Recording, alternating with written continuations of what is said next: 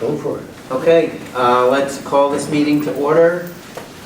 All rise. We do have a flag for the Pledge of Allegiance. I pledge allegiance to the flag of the United States of America and to the republic for which it stands, one nation, under God, indivisible, with liberty and justice for all.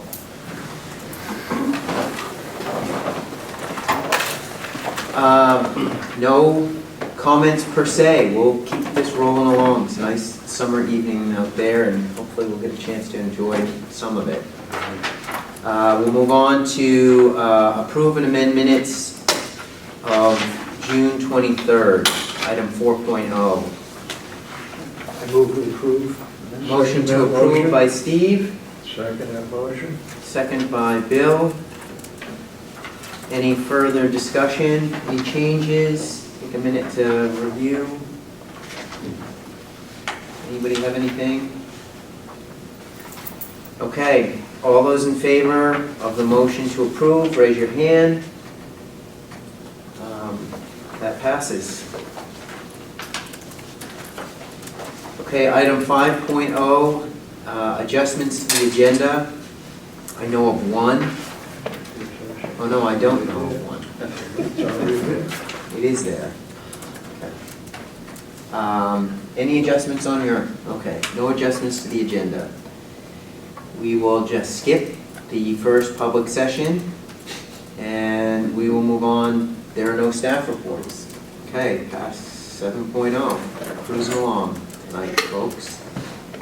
8.0, we'll begin with item 8.1, Facilities Committee Report.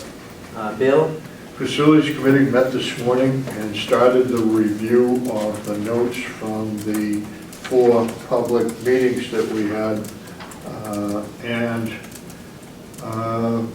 We also received a report, which I assume we will get from the superintendent later, around the status of the bond and the work that's proceeding.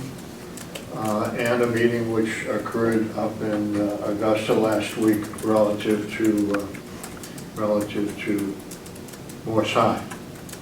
So I don't have a great deal to report other than we're going to complete the review of the notes of the public meetings during our August meeting, and we'll present a summary report to the board at the September meeting. September? Yes, sir. Okay. We talked about August. We can do either or. We just, part of our conversation this morning was having it in August. There's not many people around, but we can be ready for either or. I mean, it's really a kind of a. I think it would be good to just have a preliminary, even just a summary, and then we'll make a formal report in September. We'll be meeting in August after the committee meets one more time, so we undoubtedly could put a piece together. Yeah. Yeah. I just think that there's members of the public that really would like to know what the outcome of that was. Right. I mean, it's not going to be in the form of a recommendation, Nope. but it's going to be in the form of a summary Yep. of the information which we received from the communities, and that's good. That's easy enough. Yep. Okay, so we'll schedule that for August. Anything else, Bill, on facilities? No?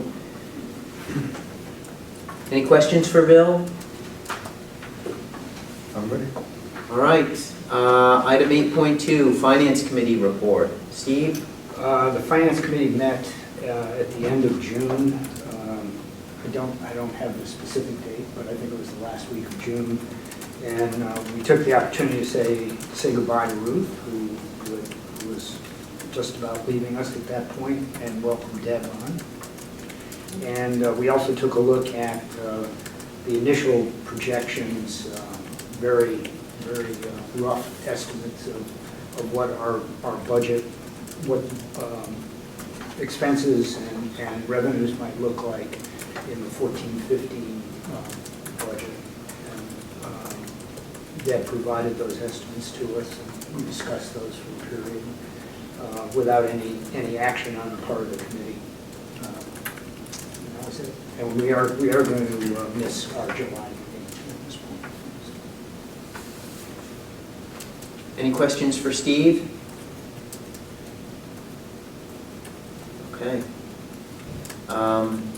Next item, 8.3, Kyle, West Bath Withdrawal Committee. Not too much to report, except we'll have the joint meeting coming up this Wednesday here with West Bath Withdrawal Committee to meet with the RSU working group. That's the biggest news, and it'll be 6 p.m. here at the central office. Outside of that, that's pretty much it. Any questions for Kyle? No? Okay. We'll move on to item 9.0, Superintendent's Report. Patrick? Yeah, I'll just choose to share just a quick summary of what I think we learned last Wednesday when we went up to Augusta to meet with the Department of Education regarding renovation or new Morris High School. Scott Brown met with us, Deb Clark and Dave Bridges and I went up. And by the end of the summer, we will have a updated manual from the state that will correspond with the process that's used to walk you through the process of going through either a renovation or a new construction project. And the date of bonding that's been tentatively set right now is the spring of 2018. And my understanding is that typically a district would be halfway through their building project construction at that date of bonding. The question about high school, and again, I know some people don't always agree with this, but when we asked how many acres a typical high school is on, the answer was approximately 30 acres. So I know that some people had that question, so we did ask that question. The beginning of the project, from the beginning of the project to the referendum that we have to do, is that those are local costs on us. That can be reimbursed, obviously, but it would be kind of like a bond anticipation note and then go out to bond. But for example, the first analysis that we have to do by an engineer and architect is look at the site and look at the building itself and do that new versus renovation analysis. Again, that would be, so as we start to go through this process, it is something that the board and the administration want to talk about for next year's budget, how much money we want to budget to, to get through some of these things that we need to do. Building committee, the recommendation was probably September, October is when we would want to kind of strategize how we want to construct a building committee. We have a few members right now that have been helping a little bit with that, but how extensive we want that committee to be, or who we want to involve in that committee will be important. So again, just as a long ways off, but we would have somebody come in and do an analysis, and the Department of Education would work with us. We would have some public meetings, and we actually would have 2 straw votes as we go through this process at a public meeting. The first part would be moving forward with the analysis, and then after that, if it was deemed that it should be a new building, then you have somebody come in and do, look at the available sites in our communities, look at soil, look at ledge, look at all of those things, and then you would have another straw vote before you actually get to a referendum, which would include, an architect having a project as well as the costs associated with the project. So I'm confused. You mentioned 2 straw votes for what? What exactly? One is the new versus renovation, and the study, and then letting people weigh in on it, and making a decision there. Okay. And the second one would be the site itself. If. Yeah. Walk people through the process during those public meetings, what we've done, who we've used, the things that we've looked at. So another thing that we can be doing now is enrollment projections. As you know, we have planning decisions that I think has gone out to maybe 2020 with the one that they did, back before my time here. But we'll be in touch with them very soon to try to, conduct another enrollment projection for us. In the fall and the winter, what the recommendation was to use some of their documents with our staff, with our community, anybody that's interested, really to talk, kind of start the process of vision, mission of what we want, either a renovated or a new building for, for 21st century learning. What do we want for resources, what do we want the space to look like, so that it's something that we can pass on to our architect once he or she is, involved in the process. So, I mean, that was the initial piece. It was a little overwhelming, but at the same time exciting, and there were 3 staff members up there from the Department of Education, and they will invite us back up, or we'll go back up probably in September, is when we'll go back up again, and we can ask more specific questions in details. So I just wanted to give you kind of an update of what we learned the other day.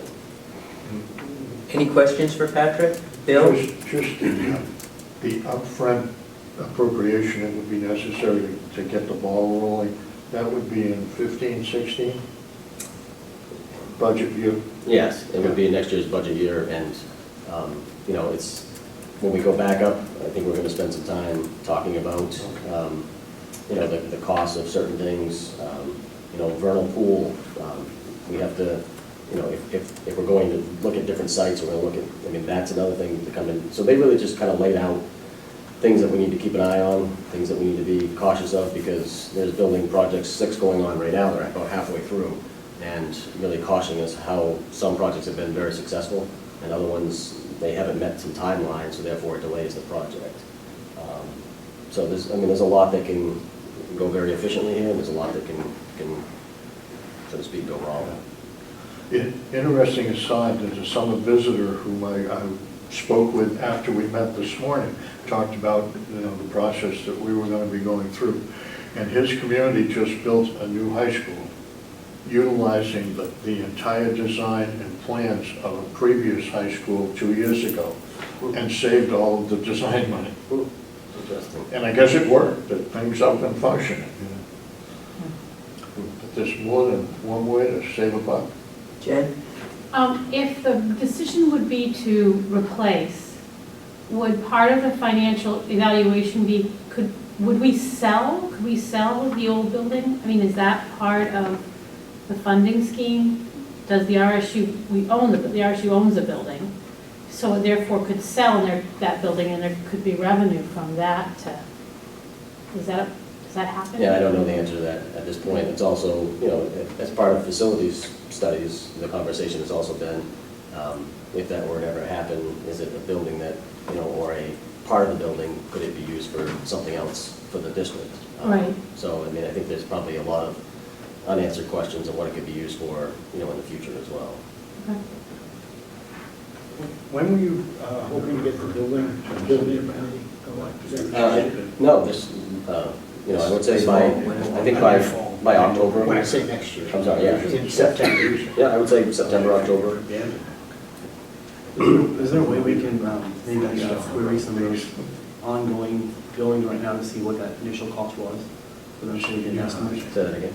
Like, there's 6 buildings going on right now, so there's some people who've already gone through this analysis in the beginning, and they understand what the cost was to run. Can we reach out to them and get an idea of what they spent, so we Yeah, we have are. an idea Yeah. of what that would be before we? Yeah, I think, for example, a $25,000 figure was floated out there by the Department of Education as probably a smaller amount of, what could be done for the first analysis. Some school systems, and we will do this, we've talked with Sanford, we've talked with Farmington as well, and, the Department of Education was saying, when it comes to that visioning, missioning that I was talking about with the staff, that some people have hired out-of-state consultants to come in and do that, and have spent a lot of money on that. And so, again, we want to do this efficiently but be productive in this process. So, yeah, we'll have, ideas from the state and also other school districts as far as costs of some of these analysis that we're going to have to do. One more thing, and maybe you'll know this answer at the second meeting. I thought the state had more of a say in the decision of whether or not the analysis was build or renovate. They'll have some say in that process. I don't know that they committed totally the other day in the meeting with us that it would be them, after the report's done, dictating what we would do. But I do think that, they will have their opinion in this matter along with the board. Majority of the money is I think it's important, and we talked about this a while ago, about how we were going to approach this. It's interesting to hear you speak about the meeting, and some of what you talk about are requirements, and some of what you talk about are recommendations. I think it would be beneficial for the board to see a mock timeline and see a list of what are the state requirements, things that they require us to do, and what are things that they recommend that we do. Because it seems to me, the sooner that we can be involved in the planning, whether it's the visioning, whether it's choice of site, whether it's having communications in the community, I think the better off we'll be. And I think, you know, one of the options that Bill just mentioned, I know that there are some folks from within the community who have suggested something similar. If we were to go new, that perhaps you look at something like that. And I just think that, as you said, some of these processes have gone well, some have not gone well. I'd like to know why some don't go well. Is it because... Like not paying attention to detail, to the process. The colorful big sheet that I sent all board members, it was a while back though, and it was from the Department of Education, and they gave us another one the other day, but it hasn't been updated, it's still the same process. That will show you, and I'll send it again tomorrow. Could you? Is that you probably won't be able to, I mean, you can open it, but you may not be able to print it, and we can print hard copies if you'd like. But that shows you what we need to do on there. But it does, like, for example, building committee, I don't think that's on there, but they just assume you're gonna create one. But that will tell you the straw votes, it will tell you the referendum. Some of it may not make sense because of the wording that they use, but I think most of it will. But even things like the 30-acre standard, you know, if that's a fixed standard, then that directs us away from, you know, I'm not sure why they would then allow the district to go forward with a renovation at the present site if 30 acres is a minimum, amount. I think that sort of stuff would be helpful. I guess that's where my question was coming from. If there were requirements that they're going to have that we couldn't meet. And if we were to build new, and there are land requirements, I'm assuming the state will fund the cost of the land, and how do they determine how much they're willing to pay for a piece of land? Yeah, I don't know the answer to that. Okay. All right, any other questions for Patrick on the meeting in Augusta? I'm sure we'll have more. Yeah. Anything else in the good news piece? Okay, we'll move on to item 9.2, financial report. And Brett's here, our business manager is here to give you the report. The financial report that was in your packet today is a preliminary report for June, and the reason why it's preliminary is as invoices come in for 13-14, we continue to charge the 13-14 year. Based upon the report that I sent out, it showed a balance of expenses of about $694,000, which I expect we'll spend probably a good $100,000 of that for additional 13-14 expenses coming through. That leaves us about $100,000 ahead of what was projected in May. And the reason being is that we didn't have a final reduction in state subsidy for main care. But that will come, I'm sure. It's just a timing thing. So we're a little bit better off than what we had anticipated at this point in time because of main care. But once again, that will come back most likely next year if the state gets caught up. Any questions? Any for Deb? questions? Okay, thank you. Thanks, Tim. All right, on to old business. Review, item 10.1, review of board goals. At this point, we should be thinking about, at some point in August, or early September, having a board meeting specific towards generating goals for next year. So I just think that that's something we need to be thinking about going forward. Any questions or comments on the existing goals from this past school year? All right, so please start thinking about goals for next year. These didn't get finally adopted until, as you remember, November. I'd like to try and have it be a speedier process this year, so we have something firmly in place by September or October at the latest. Okay, we have a few job descriptions that are action items. Item 10.2, second reading of library information specialist, job description. Move to approve. Move to approve by Steve. Second. Second by Bill. Any questions, comments? I didn't read this. Okay, all those in favor of the motion to approve, raise your hand. None opposed, that passes.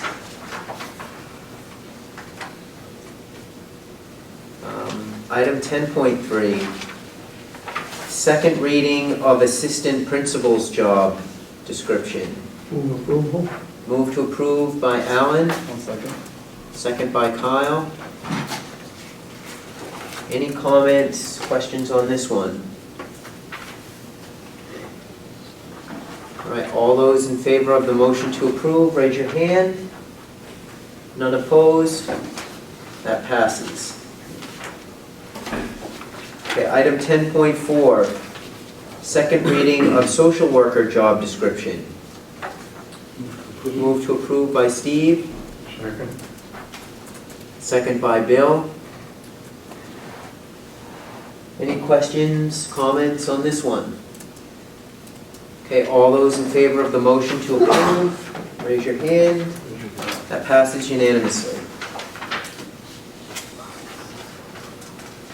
All right, under new business, we have one resignation. Patrick, do you want to talk about that at all? Yeah, just, Joellen McCosh, speech and language, she was 80%, 40% at West Bath and 40% at Pittsburgh. So we're advertising that right now to fill that position. Okay. And then the two nominations I put as a report just because of, we have issued these people a contract because of the timing, and we talked about that at the last board meeting, but just recently actually. And in your backup, you can see that Paige Gallagher is the grade 7 math teacher at Bath Middle School, 8 applications, 4 interviewed. And then Margaret Haney for the kindergarten position at Dyke Newell, 15 applications and 4 people interviewed. And our principals continue to do a very good job of checking references, doing a thorough job in the interview process involving a committee. So we welcome those 2 people to the district. I just have a question, and I don't know if anyone from the board can remember. I couldn't remember. Last board meeting, we approved a math position at Woolwich, a 7th, 8th math position. Does anyone recall how many people applied for that position? What the numbers were? I can get it to you, tomorrow. I don't have it off the top of my head, but. I'm just curious in comparison to this one. See, 8 seemed like a small number to me. I think it was higher. I also think that Woolwich was open, correct me if I'm wrong, but it was open back in May, wasn't it? Could have been. Yeah, I think it was end of April, Yeah. May, because we recommended someone that we had to Skype with. And Right. so we did 2 rounds of interviews with that person. And And so, we also had a high school math too, right. so Yeah, we had more, and we had a lot of, And more. 3 of them really didn't draw a lot of applicants. Yeah. Interesting. Yep. Okay. Excuse me, was that? Wait, Jennifer, go ahead. Application for 14 and interview before? What I put my notes last time for the Woolwich? Woolwich, okay. Yep, Applicants were 14. yep, interviewed 4. Interesting. Okay. Thank you. As time moves on some of these people being hired, is it likely that you would receive less as you get closer to No, it the is, summer? yeah. Okay, item 11.2, we need to approve the Great Schools Partnership Agreement.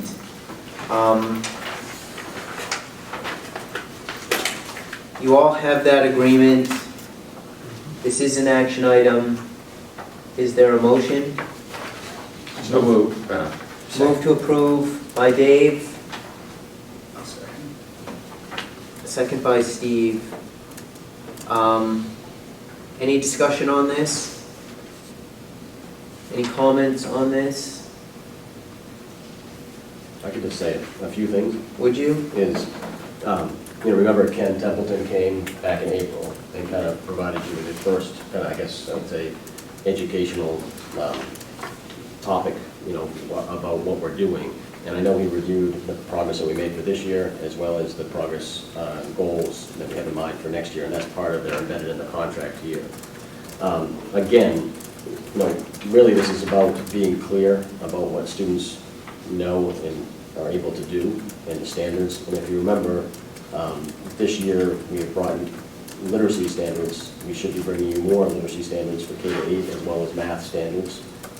It's a goal of mine and Judy to make sure that we're clear about what students should know and be able to do. And that's the work that the high school staff is doing in their content areas through this partnership and leadership with Great Schools Partnership. It doesn't mean just because we identify the key, or what do you want, the power standards for each subject area, it doesn't mean that there's going to be a never-ending list of standards that kids have to meet so that it's unmanageable. None of us want that.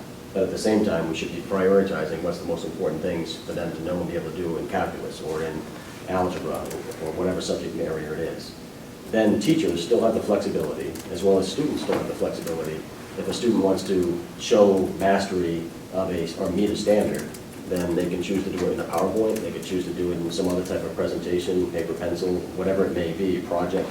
And the teachers still have the flexibility to teach how they want to in order to get students to meet standards. So I just want to make sure that people understand we're trying to do this in a methodical, thoughtful way and not go from one extreme to the next overnight. But at the same time, as parents and as community members and as students, we owe it to our students that they should be able to articulate, as well as teachers should be able to articulate what students should know and be able to do.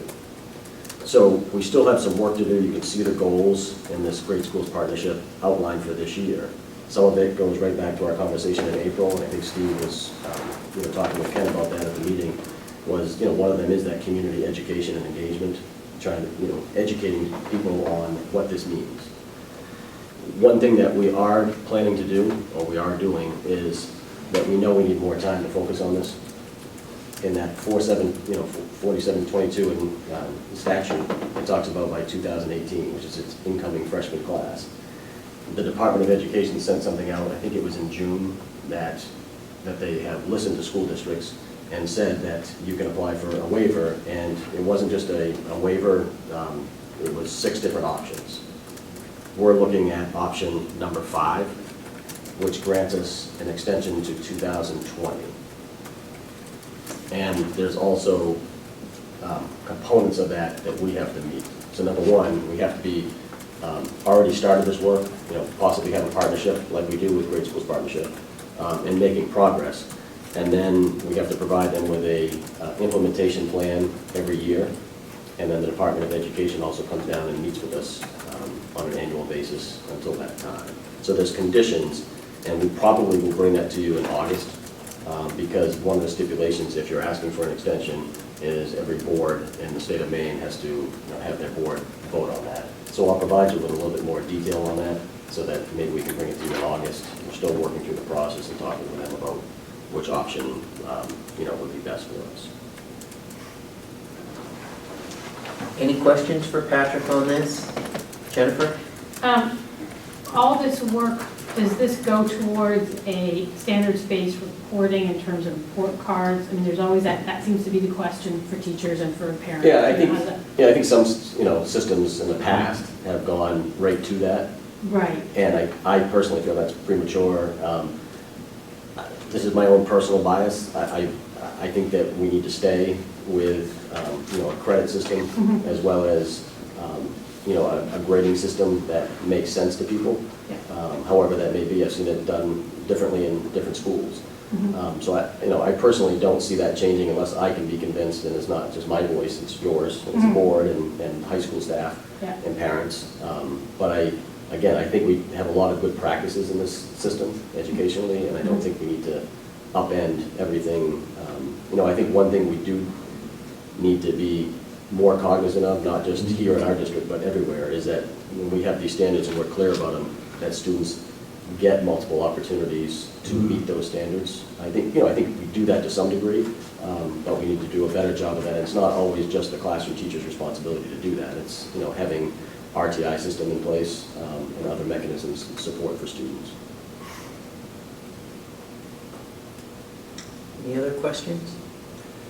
I just wonder, since the goals that are laid out in the contract, the third goal requires some participation by the board regarding review and revision of policies as they relate to graduation, attendance, grading, et cetera.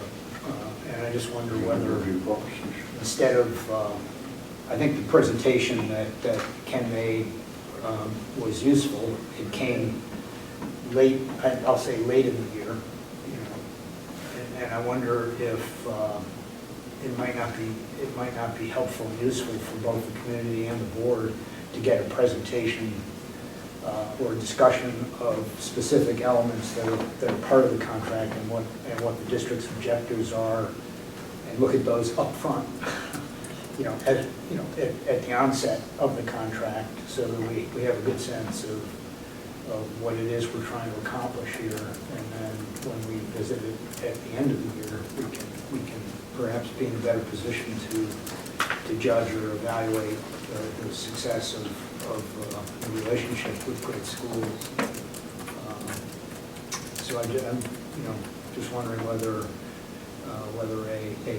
a more detailed discussion in September might not be useful, rather than wait till April or May as we did this year.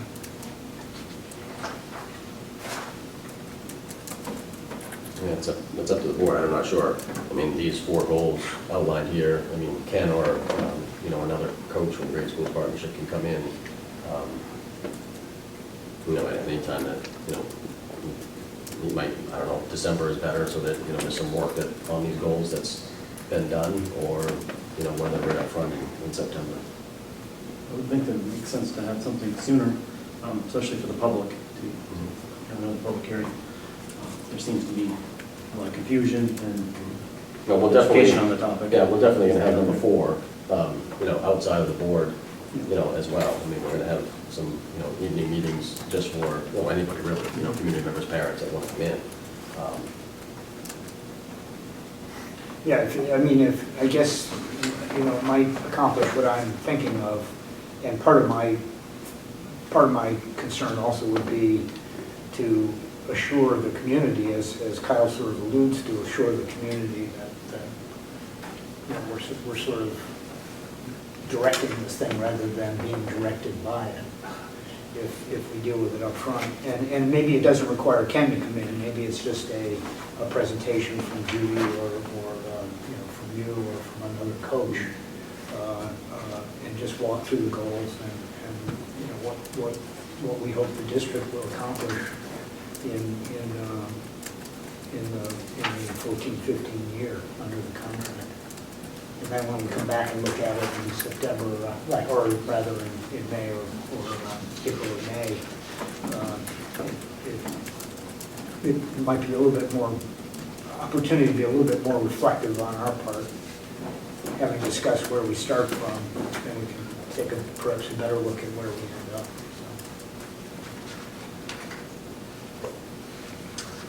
Any other questions for Patrick? I have a few.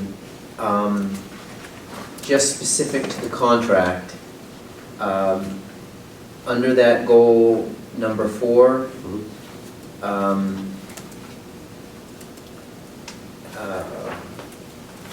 David Ruff indicates that he would be happy to take this step with you. I need to know if, are we talking specifically about him, or are we talking about Ken? And, Yeah, a coach that is assigned to our district. okay. And then, that particular step, is that in addition to the 20 days that they will be providing, or is that part of the 20 It would be days? part of, I mean, as far as, could be preparation, you know, I mean, if it's just an hour meeting at night, but, you know, the preparation that may go into it, you know, also gets, you know, put lumped into that 20-day contract that we have. Okay. My next question is, under these suite of services, there are 2 items here that have been waived.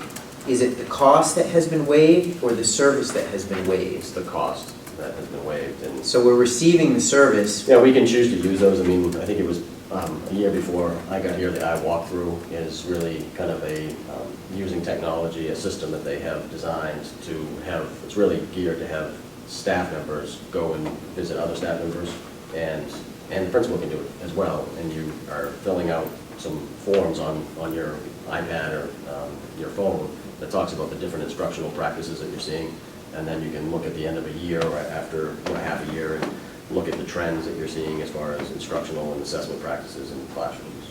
Okay. And then, I wasn't here for that April meeting, and perhaps the meeting that Kyle and Steve were suggesting in September might answer these questions, and if you think so, I can wait till September. But I just need to kind of give me the idiot's guide to standards-based education. I know that the state has required that by a certain date, 2018, that we provide a standards-based diploma. Those standards, are those derived, you indicated that those were derived internally, but are those based on the Common Core, or are they based on something else? It would be the main learning results. Okay. It would be the guiding principles, which are part of the learning results, which is problem solver, communicator. Those are the softer skills, you would argue. And then also in literacy and math, it would be Common Core, because those are the 2 areas that Common Core exists in. However, the way that I look at this is, you know, those are the, I mean, if you take all the performance indicators or all the standards and say history in the learning results, there's a lot. And I'm not saying that we shouldn't try to get to all of those, but the way that I'm kind of trying to narrow this down to make it manageable is having our departments and having our administrators and eventually having conversations about what are the priority standards or the power standards that are the most important for us as RSU1 to base this proficiency-based diploma on. Gotcha. And those, that whole host of standards that you're talking about, that is derived from both main learning results and Common Core. So any department, whatever they are, can find this list of standards that the state, and so we're just trying to narrow that down. Yeah, or prioritize it. And Right. the harder, well, I won't say the harder, but I think it can be challenging, is that then after that, then it's aligning the assessments that you give as a teacher to make sure that students have multiple opportunities to meet those standards that we're talking about. And really being clear, so when you give an assessment, what standards is this really measuring, so that you have multiple opportunities to have, so to speak, documentation or proof that a student has met that standard. Right. Okay, that helps me out a lot. Any other questions? So does the board, would you like kind of an overview in September, at the end of September's meeting, to just talk about the goals for the year, what they mean, you know, and kind of laying out the work? Because we can do that. I think it would be beneficial, both for us and probably for the public. Sure.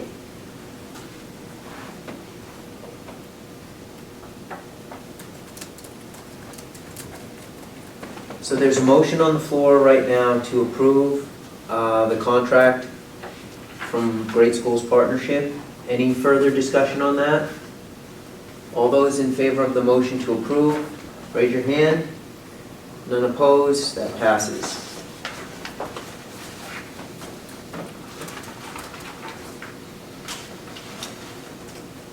Okay, we have a few first readings of board policy.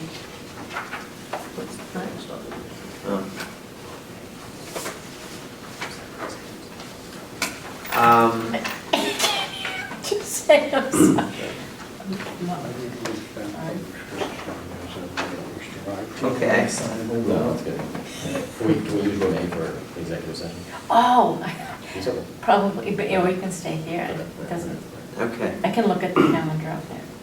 All right, these are not action items. We'll begin with item 11.3A, policy FD, facilities, funding, and construction. Any comments? Steve, I, you circled the same thing I did.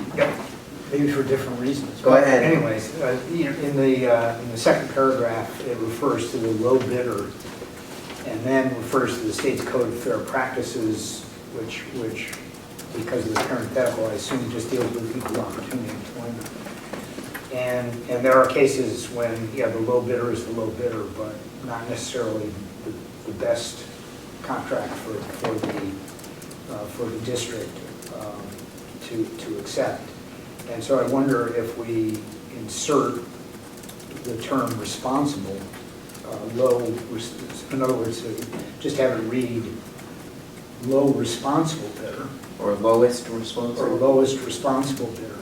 And responsible bidder would allow the district then to make some judgment regarding the reputation of the builder, the capability or capacity of the bidder to actually do the work, as well as the integrity. I mean, you know, if you just say the lowest bidder and that guy happens to be in court being sued by some prior contracts that he or she has held, doesn't really help us much, so. Seems to me we went through this with a potential vendor a year ago. And it Yeah. wasn't the low bidder, but the track record with the district was such that we went to the next bidder. Yeah. We need that flexibility, I would say.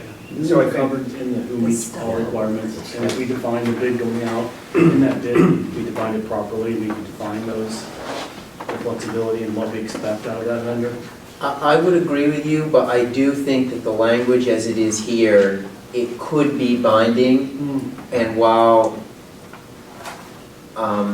if we stipulate certain requirements within a bid and don't say something about, you know, integrity or whatever along those lines, they can fall back to say, well, you know, we're providing you with, you know, this many light bulbs and here's the price and we're the lowest bidder, so, you know, they could come back. Because as Bill mentioned, we did have a situation where we did have a contractor who was providing services to the district, and they were angry because they were the lowest bidder, and they wanted to appear before the board because they were disgruntled because they weren't chosen. I just think that we need to give ourselves a little bit more flexibility in that statement. So I think if the phrase is lowest responsible bidder, who meets all requirements, I think that would satisfy me. Yeah. You guys could take that back to, and just make sure we make those changes. Okay, next policy, GBEC, drug-free workplace. Any questions or comments on this one?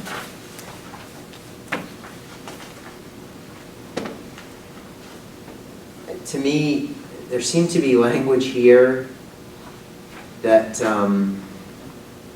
the policy tries to be overarching or stretch itself to be inclusive of after-school activities and things like that. But to me, it almost seems to include what people do on their personal time. And I think we need to be able to make that distinction.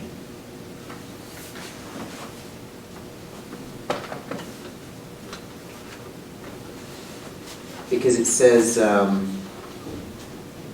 Where is it? in the first sentence of the third paragraph, no employee shall distribute, dispense, possess, use, or be under the influence of any alcoholic beverage, malt beverage, fortified wine, or other intoxicating liquor. And then, in the last sentence, it says, this applies before, during, and after school hours, at school, or in any other school system location defined as follows. And the fact that it says this applies before, during, and after school hours, it just, I think that we need to have language in here that certainly encompasses, you know, field trips, overnights, the DC trip, all of that. But we don't want to have it so broad that it's infringing on an employee's personal time.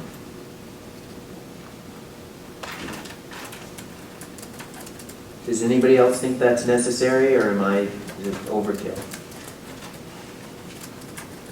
I think I could still have them in, Can you guys just take another Yeah. look at that? yeah. Yeah, okay. Yep. The wording. That'd be great. Any other questions on this one?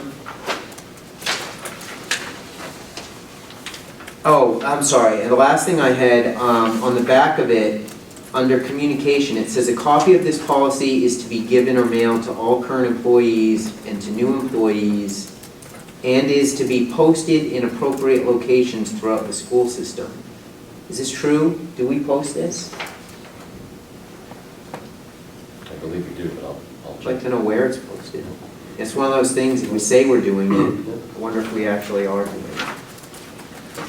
Okay, next item, 11.3C, policy GCF, professional staff hiring.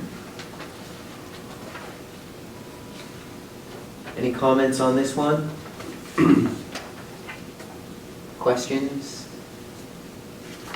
No, we have, at the last meeting, we decided to grant the superintendent the ability to offer a contract without board action during the summer. Do we want to memorialize that here, or should we just deal with that on a summer-by-summer basis? My thought would be to memorialize it. If we could add that to this policy. I'll pop it in somewhere there. Yeah.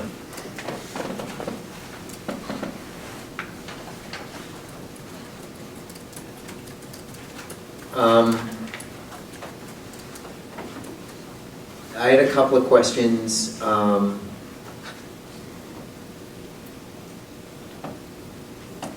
Somewhere here it says administrators may participate. I'm thinking it should be a must participate.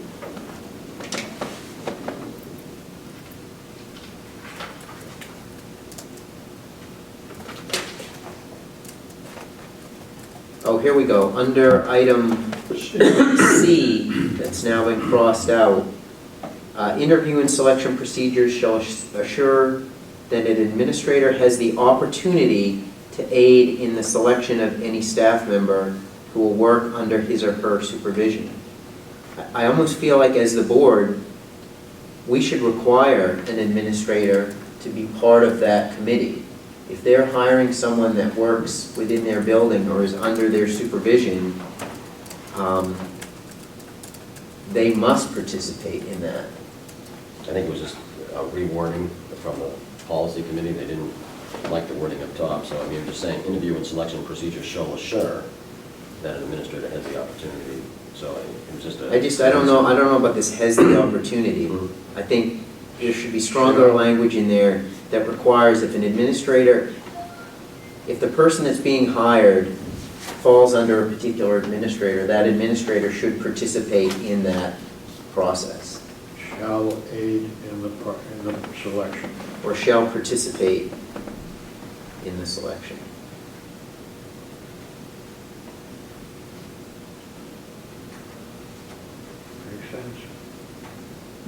And I didn't understand in the first paragraph, what does this sentence mean? The selection program shall be based upon an alertness to candidates who will devote themselves. What does an alertness to mean?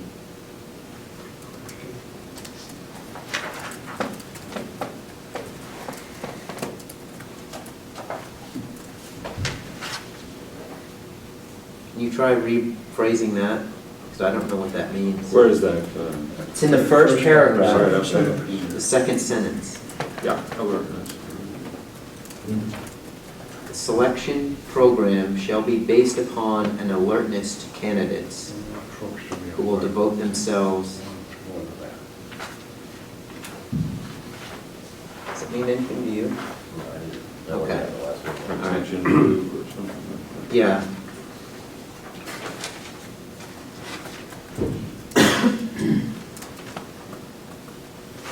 And should we make any mention in this policy about whether or not, under what circumstances, a board member needs or should be present?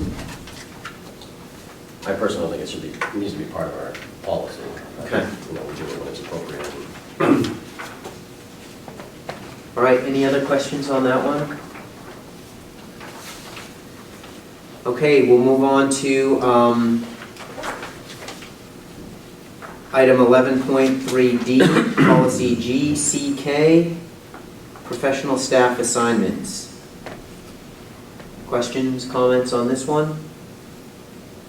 I just have two comments. The third, just a one-sentence paragraph, care will be exercised.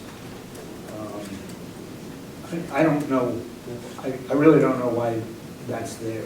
It just seems to me to be a given. Yeah, that conversation I know did happen, and I think a few people in the policy committee felt it should stay, and others felt like it could go. Dave, you remember that? Yeah, And my recommendation would be to eliminate it, or so you want us to discuss it again?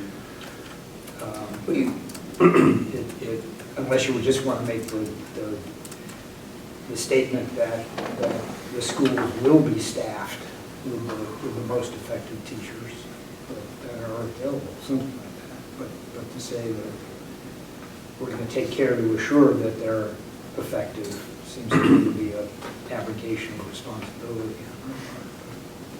And the second comment I had was in the fourth paragraph, you changed, it goes to, it says a building administrator will have the right to assign.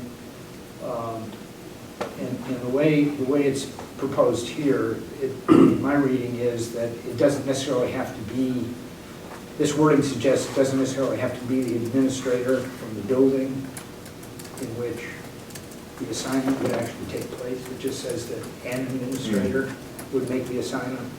And you really, clearly you intend the administrator being an administrator from that building. So The building. The building administrator would take care of Right, it. yeah. okay. Okay. any other comments, questions? Okay, thanks, Steve. We'll move on to item 11.3E, policy GCI, professional staff development opportunities. Questions, additions, changes? Okay. And then we have 3 job descriptions. Again, this is not an action item. First one, 11.4A, food service director.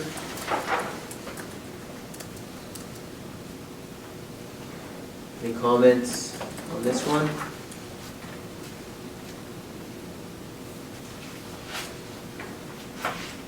Okay. Move on to 11.4B, head cook. Any comments on this? One thing I would note on this one, we're looking at head cook, and then the next one we're looking at food service assistant. And the head cook, there's less about actual food preparation or cooking than there is under the food service assistant. The head cook doesn't do a lot of cooking. The head cook does a lot of bookkeeping. Regulation, compliance, Yeah. and all that sort It's of just stuff. something, It should become bigger and bigger. you don't think that's true. Not from what I've seen. So maybe we should make a change to the job description. If the head cook actually cooks, we might want to say more about their responsibilities or requirements, so that they have the ability to cook. Well, number one, that they plan and participates in the preparation, serving, and cleanup. Yeah, and that one is, They're cooking. that's exactly what's stated under food service assistant. Yeah.